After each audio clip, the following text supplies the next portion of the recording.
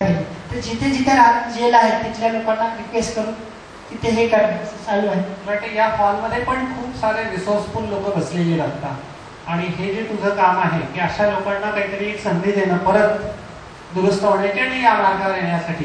कारण ते आपल्यापैकी बरेच लोक कदाचित हे काम करू शकाले.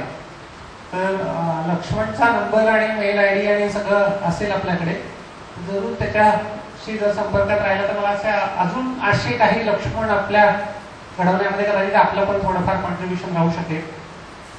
आणि एक गोष्ट सांगण्यात खूप आनंद होतोय का मी नागपूरला काही वर्षापूर्वी आलो होतो. तर आपल्या इथलेच एक निलय भट म्हणून आहे, त्यांच्यासोबत त्यांनी वर्ल्ड पीस रॅलीचं प्रयोजन सुरू आहे. तर त्याच्यामध्ये आम्ही अनेक देशामध्ये पीस आणि याचे संदेश घेऊन जाणार आहेत. ते तुमच्या इथूनच एक मोठं काम होणार आहे. ते आपल्या इथे आलेही आहेत निलय भटजी. देशामध्ये जाणार आहे आम्ही आणि वर्ल्ड पीस रॅली सेवाग्राम पासून लास्टमध्ये साऊथ आफ्रिकाला संपेल. त्यांच्याशी संपर्क करावा आपण ही विनंती. तुझा नंबर सांग. माझा नंबर आहे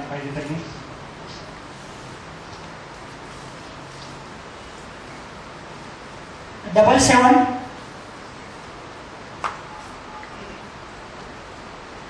380 486 99.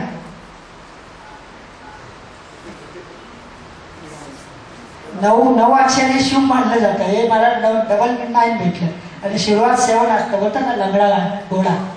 बघा एकदम नंबर मध्ये काय भेटलं. शेवटचे आपण एक 5-7 मिनिटं ऑडियन्स मधनं जर कोणाला काही विचारायचं असलं तर 1-2 लोकांना आपण हे घेऊया जरा चान्स आणि मग शेवट करूया. येस. तुम्हाला किरण बेदी बरोबर शेअर करतानाचा अनुभव कसा? किरण बेदी सोबत टेड टॉक विथ पिलानीला झाला तो अनुभव कसा आहे? त्यांना जेव्हा कळालं, त्यांनी पूर्वी माझे सोनी चॅनलवर आले होते ते टेड टॉक वाले त्यांना लिंक पाठवली का असा जे सोनी चॅनल प्रायचित एपिसोड झालेला आणि तो व्यक्ती येणार आहे. मग त्यांनी पहिला तिथे पाहिला, नंतर मला भेटण्यास आले आणि मग ते बोलले का आम्ही जेव्हा तिहार जेलमध्ये ती होती ते खूप बनण्यासाठी खूप झटत होती का ते काहीतरी अलग काम करावं त्यांनी आणि सुधारावं, समाजात चांगलं यावं म्हणून तिने अनेक प्रयोग केले. तर त्याच्यामध्ये तिला असं वाटलं का हाही व्यक्ती कुठेतरी बाहेर करत आहे. त्यांना सुरुवातीला बोलायचे की तुम्हाला आम्ही बीडी सिगरेट पाहिजे का हेल्थसाठी दूध, बदाम, मस्का दूध पाहिजे. ते सर्व बोलायचे दूध पाहिजे. तर इतरांचं ते सह्या घेतल्या आणि ॲप्लिकेशन केलं तिने आणि सांगितलं का बाबा यांना हेल्थसाठी पाहिजे. आणि हे जे बीडी सिगरेट ठेवतो आपण जेलमध्ये तसं तर ठेवलंच नाही पाहिजे कॅन्टीनमध्ये, परंतु कानूनी लॉमध्ये काही लोक ॲप्लिकेशन करतात का आम्हाला एक सवय आहे ती न घेतली तर जेवण जात नाही, टॉयलेट नाही हवं, असं काय होतं प्रॉब्लेम. तर त्यासाठी हे स्मोकिंग लागतंच, कृपया ठेवा म्हणून नाईलाजाने ते प्रिझनमध्ये ठेवावं लागतं काही. तर ते बंद व्हावं तिला असं खूप वाटायचं. तर तिने काही ॲप्लिकेशन केले. तर ते बंदे जे पितात त्यांनी पुढाकार घेतला पाहिजे.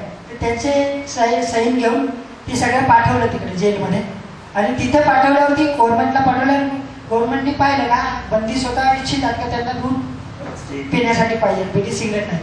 मग तिथे तिने ते बंद झालं. ते आज तिथे त्यांना बंदांना रोज 1 ग्लास दूध मिळतं. तर ते हेल्थसाठी ती खूप असं काहीतरी करायची का ज्याच्यामुळे ते बंदी समाजात सुदृढ चांगल्या प्रकारे यावे आणि चांगल्या प्रकारे जगावे. तर ती जेव्हा मला भेटली तर तिला तर खूप आनंद वाटला का तिच्यासोबत बसणे आणि टेड टॉकमध्ये ती तिचं वक्तव्य सांगत आहे आणि मी माझं सांगत आहे त्याच्यानंतर. तर ती अलगच अनुभव होता. आणखी कोणी 1-2 लोक? माझा प्रश्न थोडा नाईनिंग आहे, वाईट वाटून घेऊ नका. तुम्ही इतरांवरती फिजिकली असॉल्ट केले, तुमच्यावरती कधी फिजिकली असॉल्ट झाला का? एक ऑर्गनायझरला दुसरं विचारतंय, सुब्रत रायला बोलवाल का? त्यांनी 24 कोटी लोकांना डुबवलेलं आहे.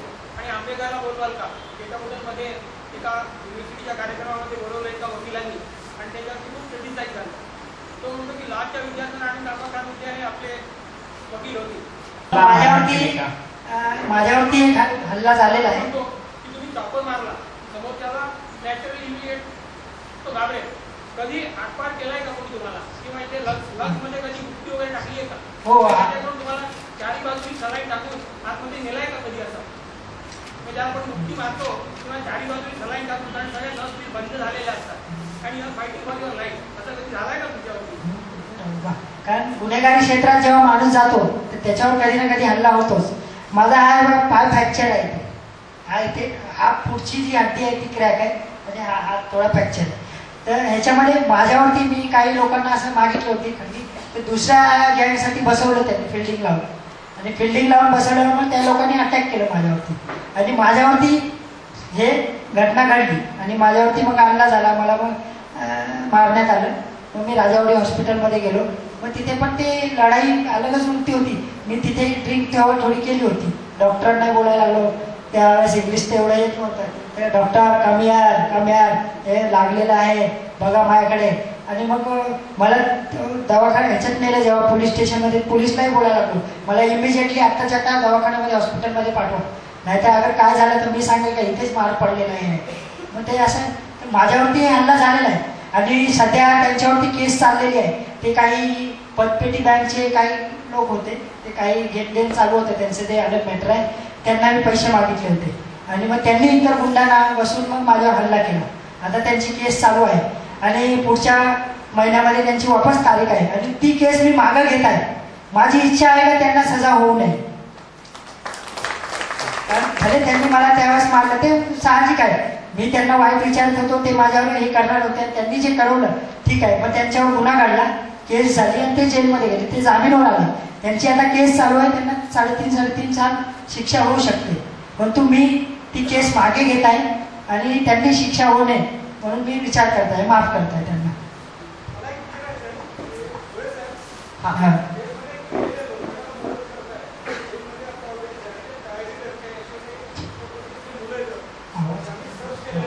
प्लीज जरा आवाज कमी येत आहे प्लीज.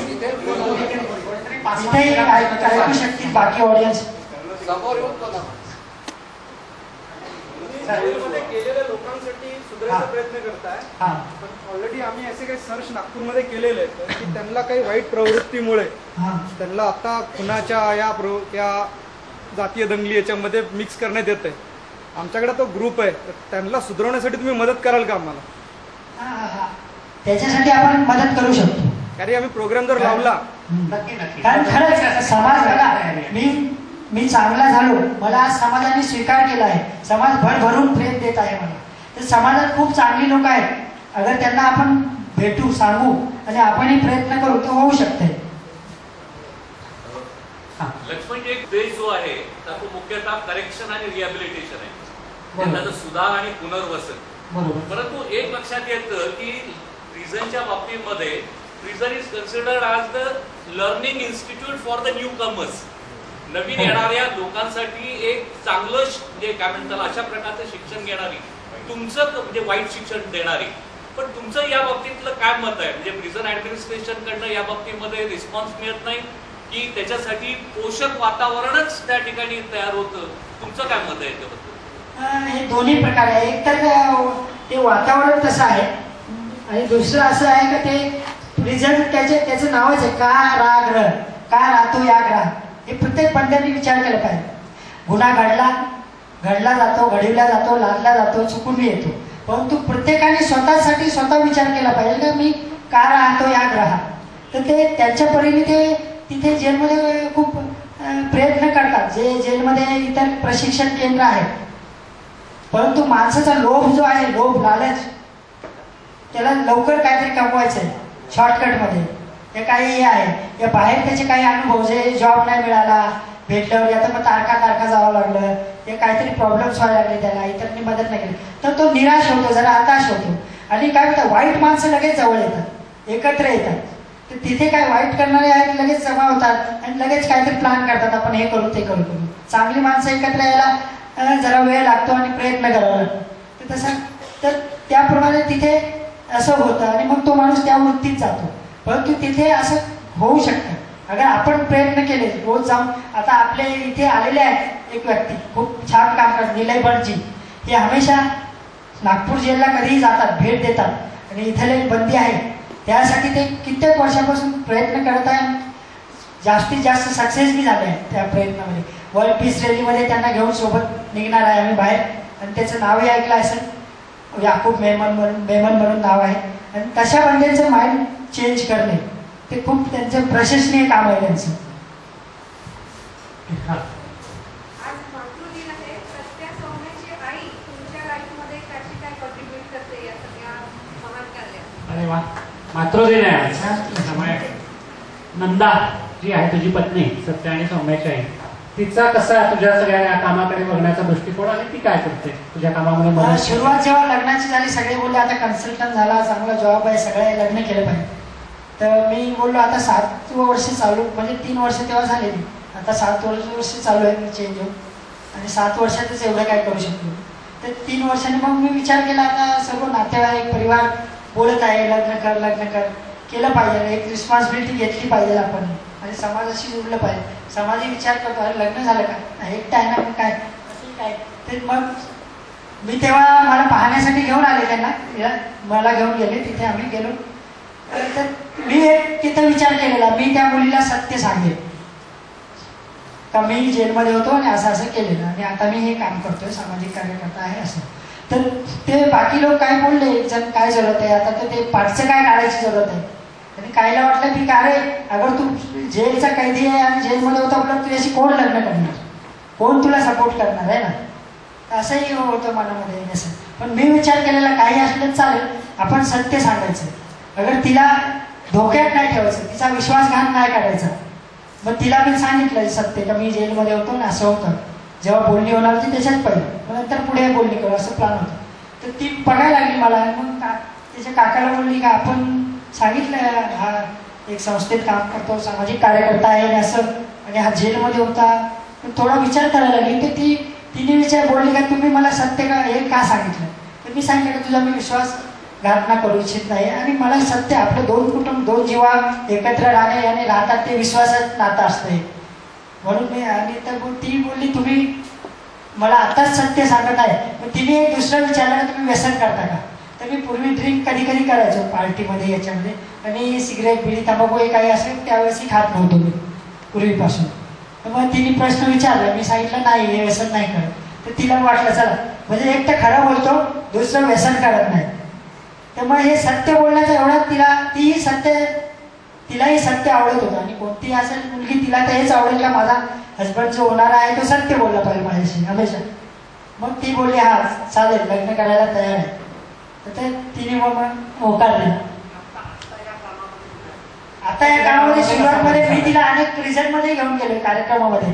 तिला अनुभव पाहिजे होता. मी विचार केला तिलाही कळायला पाहिजे का जेलचं जग काय असतं, कसे काय होतं. आता हुबली धारवड मैसूर अशा जागी तिलाही घेऊन गेलो कार्यक्रमामध्ये जेलमध्ये. तिने जवळून जेली पाहिलं, आणि तिने पाहिलं काय कशा लोकांशी बोलतो आणि काय प्रयत्न करत आहे. तर अशा कामासाठी ती विचारते का ह्या महिन्यात काय शेड्यूल आहे का नाही, ते कामाला प्रोग्राम आहे का नाही. म्हणजे ती प्रतिसाद देते कामाला, ह्या जे आहे कामात जाण्यासाठी कधी अडवत नाही. काय असं काय हे करता, हे काय सामाजिक कार्य या